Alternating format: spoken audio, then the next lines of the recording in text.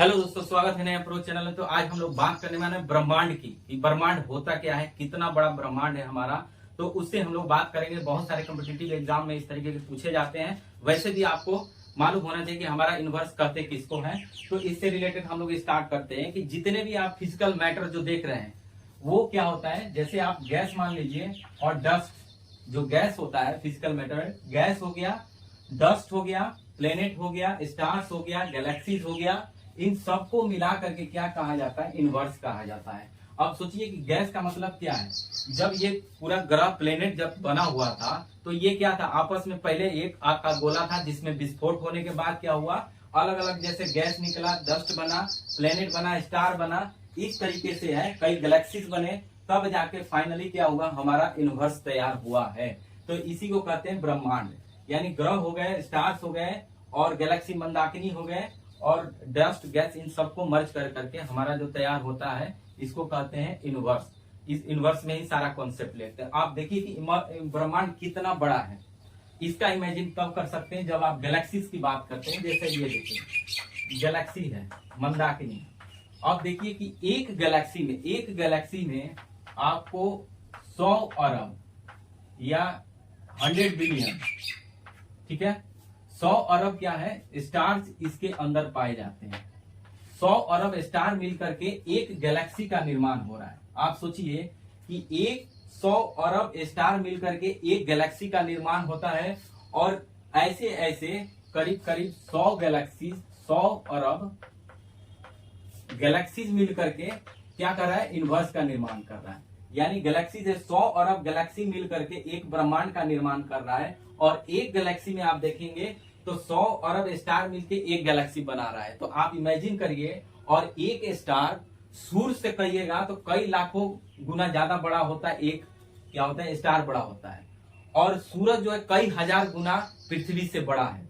तो आप इमेजिन करिए कि कितना बड़ा ये हो सकता है ब्रह्मांड का। तो इस तरीके से आप इमेजिन लगा सकते हैं कि कैसे कैसे कितना बड़ा ब्रह्मांड है जिसका कोई लिमिट नहीं है, कहां तक फैला हुआ है, कितना बड़ा शेप है।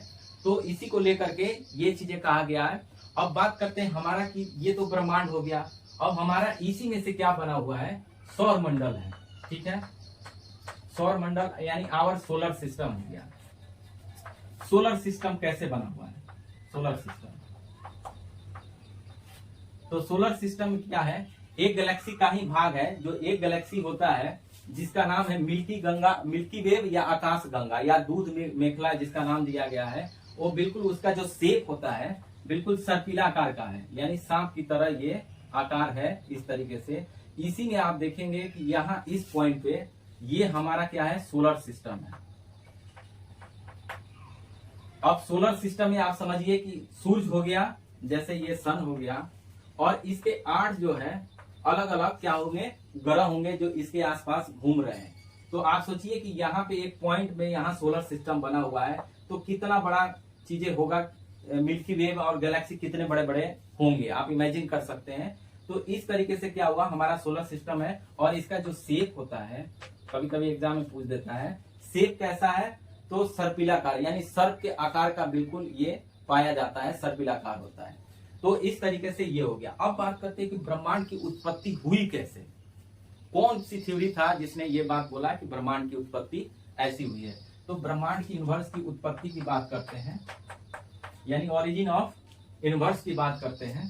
तो उत्पत्ति में आप देखेंगे कि एक सबसे, हालांकि कई लोगों ने, कई वैज्ञानिकों ने इसके ऊपर अपनी अपनी थ्योरी दी है, लेकिन सबसे जो ऑथेंटिक माना जाता है वो बिग बैंग थ्योरी। अब देखिए बिग बैंग थ्योरी,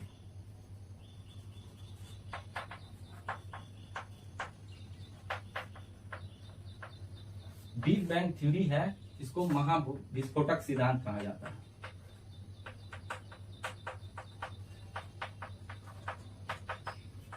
और ये जो सिद्धांत दिया गया 1927 ईस्वी में दिया गया था। जॉर्ज लेमेत्रे,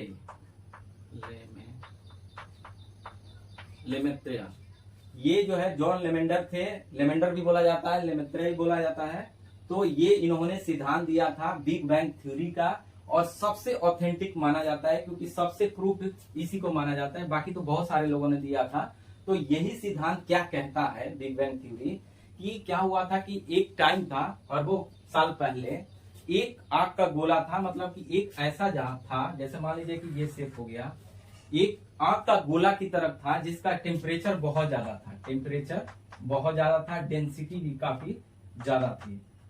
अब देखिए, अगर टेम्परेचर ज्यादा होगा, डेंसिटी ज्यादा होगा, तो उसके अंदर क्या होगा, गर्मी ज्यादा होगा, तो वैसी चीजों में विस्फोट होने का बहुत ज्यादा चांस होता है। जैसे आप पृथ्वी के बारे में पढ़ेंगे कि ज्वालामुखी तभी होता है जब नीचे डेंसिटी ज्यादा होता है, टेम्परेचर बढ़ता है, तब जाकर के क्या होता है कि वोल्केनो होना शुरू हो जाता है। उसी तरीके से आप देखेंगे कि इसका टेम्परेचर और डेंसिटी दोनों क्या था, बहुत ज्यादा था, जिसकी वजह से क्या हुआ, अचानक से इसमें विस्फोट हुआ।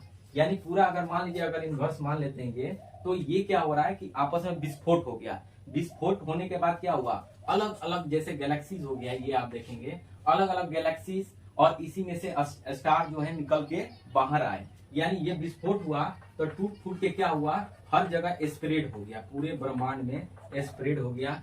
उसी स्प्रेड में क्या किया कि हमारा जो सोलर सिस्टम है, जैसे ये हो गया, इसी तरीके से और भी बहुत सारे निकले होंगे। हम लोग, हालांकि हम लोग का कोई अभी पता ही नहीं है, हम लोग का अभी बहुत ज्यादा से ज्यादा पृथ्वी है, तो मंगल ग्रह या चंद्रमा के पास ही अभी पहुंच रहे हैं, अभी तो पूरी यूनिवर्स बाकी है और वहां तक हम लोग पहुंच ही नहीं पा रहे हैं। तो कहीं ना कहीं क्या हुआ, ऐसे आप देखेंगे ब्रह्मांड में ऐसे ही सब इतने सारे प्लेनेट होंगे, स्टार्स होंगे, गैलेक्सीज होंगे, जिसका कि आप इमेजिन नहीं कर सकते।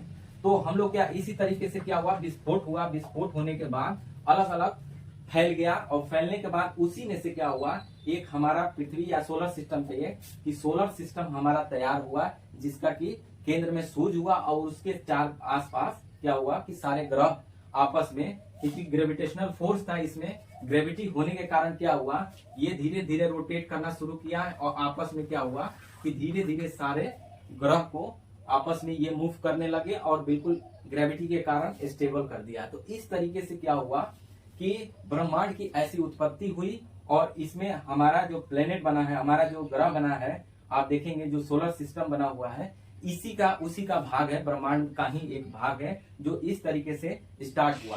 जो इसका एज माना जाता है, जब उत्पत्ति हुआ था 13.7 अरब साल माना था, और हमारा जो सोलर सिस्टम है वो 4.5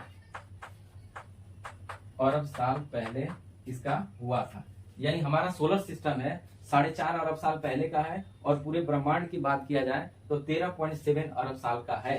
तो इस तरीके से क्या हुआ कि हमारा 4.5 अरब साल पहले से हो गया, और उसके बाद जो है धीरे धीरे अपना ग्रह बना। ग्रह बनने के बाद इस तरीके के जो आज वर्तमान में आप देख रहे हैं, तो हालांकि इससे रिलेटेड मैंने पढ़ाया कि इंडिया कैसे ओरिजिन हुआ, पूरे अर्थ कैसे बना है, तो जियो स्ट्रक्चर ऑफ अर्थ मैंने पढ़ाया है, लेक्चर ले रखा है, वहां भी आप देख सकते हैं। उसके बाद इसको लिंक कर सकते हैं कि किस तरीके से हमारा पृथ्वी बना है। तो हम अभी ब्रह्मांड की ही बात करेंगे, तो इसी में ये चीजें निकल के सामने आई है। अब आगे हम लोग देखते हैं कि इसमें क्या हुआ कि इसके साथ साथ इसको प्रूव करने के लिए अब इसमें क्या हुआ, एक्सपेरिमेंट होना शुरू हो गया है कि जो साइंटिस्टों ने बोला है किस हद तक ये बात सही है, इसकी प्रूफ हमें करनी पड़ेगी कि असल में कारण क्या रहा होगा। तो इसी को लेकर के एक महाप्रयोग स्टार्ट हुआ है, और वो जगह है जिनेवा। ठीक है, जिनेवा कहाँ है, जिनेवा है स्विट्जरलैंड में।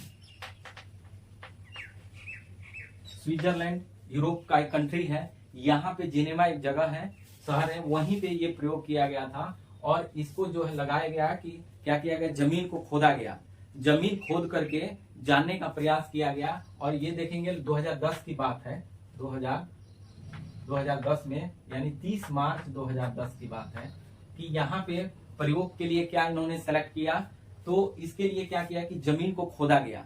जमीन की खोदाई कितनी की गई है, तो ये 100 मीटर से लेके 150 मीटर के आसपास जमीन के नीचे खोदा गया, और ये खोद करके 27 किलोमीटर का क्या किया गया, सुरंग बनाया गया।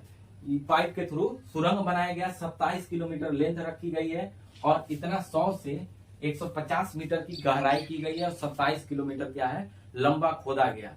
और इसी का जो है नाम दिया गया, जैसे CERN था, CERN, इसका फुल फॉर्म होता है European centre for nuclear research.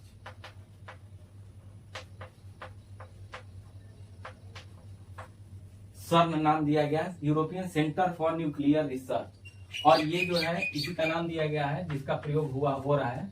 इसी ने काम करना शुरू कर दिया 2010 से। हालांकि 2008 में भी इसकी शुरुआत की गई थी, लेकिन वो सफल नहीं रहा था। 10 में कुछ हद तक इसमें रिजल्ट मिलना शुरू हुआ, और इस तरीके से इतनी गहराई करके, इतनी किलोमीटर के ऊपर करके, और इसमें किया क्या गया कि गॉड पार्टिकल्स को छोड़ा गया था।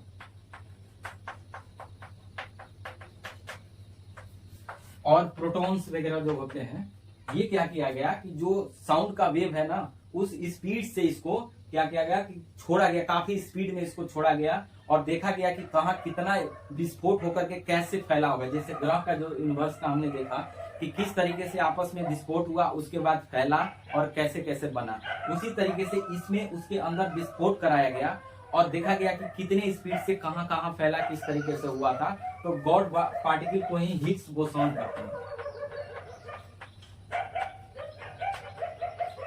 और इसमें देखा गया कि किस तरीके से वो ब्रह्मांड टूट करके कैसे हुआ, उसका स्पीड क्या रही होगी। तो इस तरीके से वहां पे क्या है, अभी रिसर्च चल रहा है। 2012 में भी इसमें कुछ रिजल्ट आया है, लेकिन 12 के बाद हमें देखने को कुछ मिला नहीं है और इसमें कुछ अपडेशन मिला नहीं है। तो कहीं ना कहीं अब इसमें क्या हो रहा है कि कहीं ना कहीं स्टार्ट तो हो गया है, बट इसमें हो क्या रहा है कि हमें जो एक्सपेक्टेशन, जो रिजल्ट मिलनी चाहिए, अभी भी एक्सपेरिमेंट के बाद भी हमें प्रॉपर नहीं मिल पाया है। हालांकि कुछ हद तक हमें जानकारी मिली है, बट वो हमारा पूरी तरह से प्रूफ नहीं कर पा रहा है। तो अभी हम क्या करेंगे, जो जॉर्ज लेमेंडर की बात कर रहे थे, जो महाविस्फोटक सिद्धांत है, इसी को हम, इसी थ्योरी को मान रहे हैं, और इसी थ्योरी को ये इन लोगों ने अब अपना इस्तेमाल किया। इसको और क्या करना है, एक्सपेरिमेंट बढ़ाने की जरूरत है, ताकि हमें रियल में पता चले कि ब्रह्मांड की उत्पत्ति कैसे हुई, क्या क्या उसमें हुआ होगा। तो वही नहीं, अब ग्रह के ऊपर भी हो गया, बहुत सारी चीजें अब इस पे रिसर्च करना जरूरी है, बाकी है।